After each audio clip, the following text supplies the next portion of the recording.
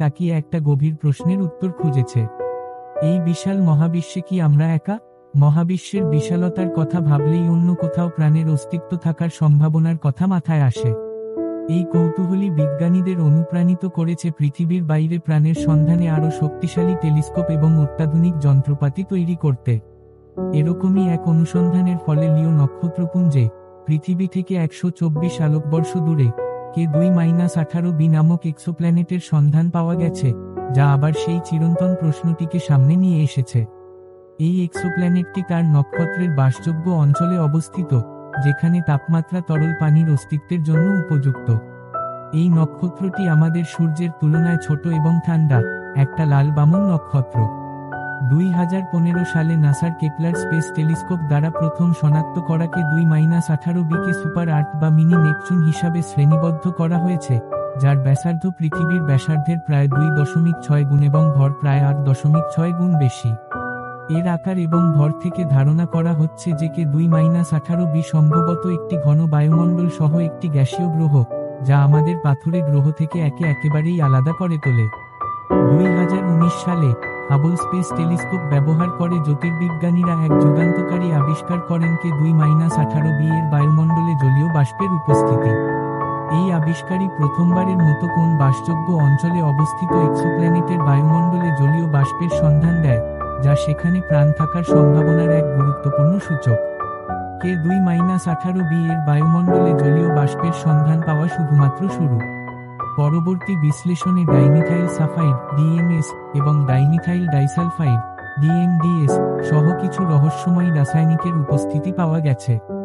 পৃথিবীতে DMS প্রধানত সামুদ্রিক ফাইটোপ্ল্যাঙ্কটন, অতি ক্ষুদ্র জীব দ্বারা উৎপন্ন হয়, যারা পৃথিবীর জলবায়ু এবং বাস্তুতন্ত্রের গুরুত্বপূর্ণ ভূমিকা পালন করে। K2-18b এর বায়ুমণ্ডলে DMS এবং DMDS এর উপস্থিতি একটি রোমাঞ্চকর সম্ভাবনার দিকে ইঙ্গিত করে। এই রাসায়নিকগুলো কি এই দূরবর্তী জগতে জৈবিক কার্যকলাপের চিহ্ন হতে পারে? K2-18b সম্পর্কে তথ্য পেয়ে বিজ্ঞানীরা উত্তেজিত হলেও সতর্কতার সাথে আশাবাদী।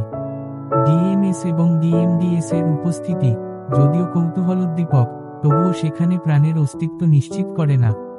DMS এবং DMDS এর উপস্থিতি, যদিও কৌতূহলোদ্দীপক, বিজ্ঞানীরা তাদের তথ্যের নিশ্চয়তা প্রকাশ করতে কনফিডেন্স লেভেল নামক একটি পরিসংখ্যানগত ধারণা ব্যবহার করেন। তবুও সেখানে প্রাণের অস্তিত্ব নিশ্চিত করে না। K2-18b এর ক্ষেত্রে এই রাসায়নিকের উপস্থিতির বর্তমান কনফিডেন্স লেভেল উচ্চ, কিন্তু পারস্পরিক সম্পর্ক থাকলেই যে কার্যকারণ সম্পর্ক থাকবে এমনটা নয়। K2-18b এর বায়ুমণ্ডলীয় প্রক্রিয়াগুলি আরও ভালোভাবে বুঝতে এবং জৈবিক উপায়ে এই রাসায়নিকগুলি উৎপন্ন হওয়ার সম্ভাবনা নির্ধারণ করতে বিজ্ঞানীরা নতুন মডেল এবং সিমুলেশন তৈরি করছেন। K2-18b তে DMS এবং DMDS এর উপস্থিতি রোমাঞ্চকর হলেও এদের উপস্থিতির বিকল্প ব্যাখ্যাগুলি বিবেচনা করা গুরুত্বপূর্ণ। এই রাসায়নিকগুলি, যদিও প্রায়শই পৃথিবীতে জৈবিক কার্যকলাপের সাথে যুক্ত, তবে জৈবিক কার্যকলাপ ছাড়াও, যেমন আগ্নেয়গিরির অগ্ন্যুৎপাত বা ভূতাত্ত্বিক কার্যকলাপের মাধ্যমে উৎপন্ন হতে পারে। K2-18b এর আকার এবং গঠন একটি সম্ভাব্য অস্থির পরিবেশের ইঙ্গিত দেয়, যেখানে এই ধরনের প্রক্রিয়াগুলি সাধারণ হতে পারে। K2-18b তে এই রাসায়নিকের প্রকৃত উৎস নির্ধারণের জন্য আরও গবেষণা প্রয়োজন।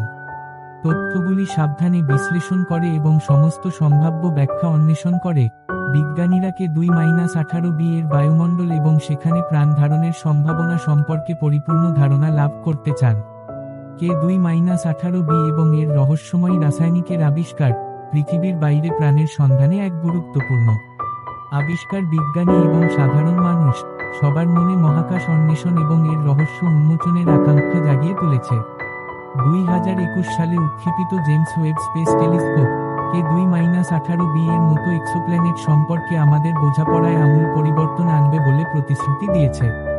এর অত্যাধুনিক সুবিধাগুলি ব্যবহার করে যে WST অভূতপূর্ব বিশদভাবে এক্সোপ্ল্যানেটের বায়ুমণ্ডল অধ্যয়ন করবে, যা তাদের গঠন, তাপমাত্রা এবং প্রাণ ধারণের সম্ভাবনা সম্পর্কে গুরুত্বপূর্ণ তথ্য প্রদান করবে।